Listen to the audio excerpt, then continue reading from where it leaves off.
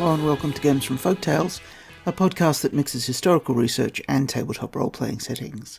I'm your host Timothy Ferguson, and this week, one of our Cornwall episodes, a small heresy which thrived on the islands of Scilly. Scilly was one of the last holdouts of the Scillion heresy. It was linked to Manichaeanism, sorcery, and astrological demons. A covenant of Cretan astrologers disappeared from the islands after a great magical event. These things seem to be connected, so let's look at the history of the heretical community. In this post, I'll be using what was believed about Scillion in 1220. This is almost entirely based on the claims of his enemies, particularly St. Augustine. Augustine was a convert from Manichaeanism and claimed that Scillion was a Gnostic Manichaean.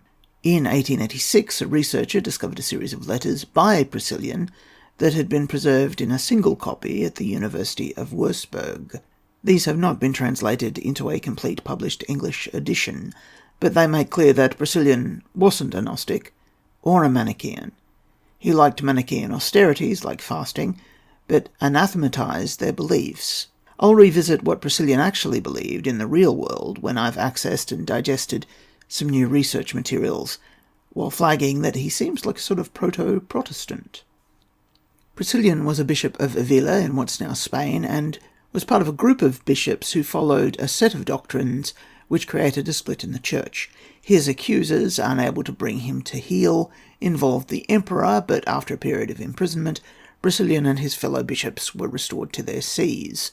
After a while, the imperial mantle changed hands, and his accusers tried again with the new man, Magnus Maximus. Magnus Maximus may sound like a sort of made-up name that you see in movies because it means great, no, really hugely great. That being said, you've met him before if you're interested in British folklore. In Welsh, he's called Mascan Wildig, where Wildig is the title which means he's a ruler. He's the emperor who withdrew Roman troops from Britain, leaving the field clear for Arthur's ancestors to sort things out. He's the ancestor of various Welsh kings, his troops founded Brittany, and he was, himself, Galatian, and so he fortified that little bit of Spain, which is why it never fell to the Moors. Essentially, he's a folk hero and ancestor figure to a heap of different Celts. Scillion was charged with heresy, which was none of the emperor's business, frankly. He was, however, also charged with sorcery, and that's a mundane crime, punishable at the time with beheading. After Scillion was put to death, the Pope chucked a fit because this was the first time a heretic had been killed by a Christian emperor, and he wanted to establish the right of clergy to only be tried in ecclesiastical courts. Scillion's body was returned to Avila, where he was treated as a martyr, and it was turned into a relic, and his sect continued in Iberia for a few centuries, before Leo I called time on the whole thing in a synod in 563. He did this on the grounds that the Scillions thought that people had a direct connection with God, and so they didn't feel any particular need for a hierarchical church. At Scillion's execution, one or perhaps two of his fellow bishops were banished to Scilly by the emperor. The best attested follower was Bishop Instantius, who presumably led this little church. In 995, a Viking raider and future king of Norway, named Olaf Tryggvason, was converted by a Christian seer on these islands. It's not clear if the seer was a member of the remnant group of Scillions, or if it was St. Lead, who was active in the area at the time. Scillion, according to his detractors, had weird ideas about cosmology.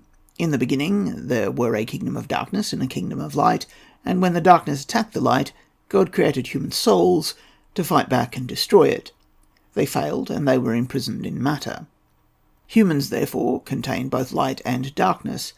The 12 patriarchs, who were angelic figures, which are representative of human virtues, tried to rescue the human souls from embodiment, but failed due to the opposition of the 12 archons of matter, who are the spirits of the zodiac. God then sent his son in the semblance of a man to allow humans to return to the kingdom of light. That's pretty basic Manichaeanism, and Augustine took this one further in Contra Mendacium, against lying, where he claimed that Scillions believed that they were allowed to lie to less spiritual people, provided it was in a good cause. So some plot hooks. What happened to Stellasper Covenant, the new star? In 1220, people think that supernovae are meteorological events. The person who disproved this was Tycho Brahe, whose rather remarkable prosthetic noses I mentioned in a micro-episode in January. The stars are permanent. This group of Creomen, though, did not agree. There have been 3 visible supernovae in the time of the Order, and one of them left the zodiac weakened. The Creomen used this to break out of the world. Let's review some candidates. In 1006, the brightest supernova in recorded human history occurred. It was a quarter as bright as the full moon and 2 or 3 times the size of Venus. A star died in the constellation of Centaurus. In modern times, the star would have been in Lupus, but in 1220 Lupus was thought of as an animal running from or dying on the tip of Centaurus' spear. Don't be confused by the similarity of iconography with the constellation of Sagittarius. They're both centaurs, but Centaurus is currently deep in the southern sky. It would have been higher in 1220, visible from Central Europe. A nova that was 1/4 as bright as the moon. If a constellation killed a star, might this have let Magi see that this was possible? In 1054, a star just above the Horn of Taurus died. Note, the ancients didn't know that there was travelling time for light. This may have weakened or distracted the archon of the sign, and it may again have suggested that stars could die. In 1181, a star in Cassiopeia died. This may have been aided by the Creomen, because the folklore around this constellation states that its existence is a punishment and a prison for the Queen of the Ethiopians. She boasted her daughter was more beautiful than the sea nymphs, so she has been placed on a spinning throne that wheels around the pole star, forcing her to hang upside down for 6 months of the year, and from a Greek perspective, having her head ducked into the sea each evening. She reaches out her arms towards her daughter Andromeda, who is similarly tortured. If she is a punished mortal, she has no desire to be in the heavens, and if she's an evil astral spirit, she's vanity, and she's probably willing to cut a deal to betray the others because she's being mocked. The W shape of stars across her breast is called the key, or the door, by Aratus, and it is here, in the door, that the supernova appeared. To Arab astrologers, the constellation is not a woman. It's a tattooed hand marked with diagrams of henna. That's where we get the modern name for Beta Cassiopeiae, from Kaf, which means henna-stained hand. The link between the tattooed hand and the Creomen Magi is obvious. Oddly, the next major supernova, if your version of Mythic Europe follows historical astronomy, SN 1572, is also in Cassiopeia. It was probably the one observed by Tycho Brahe. And then there's another one in 1602, which was in, I can never pronounce this one, the Serpent Bearer, which to the Romans was the demigod whose name I can never pronounce, Asclepius, and he was killed by Zeus with lightning to stop him from making humans immortals and thereby challenging the gods, and his punishment is to wrestle a snake forever. This is the nova that was observed by Kepler.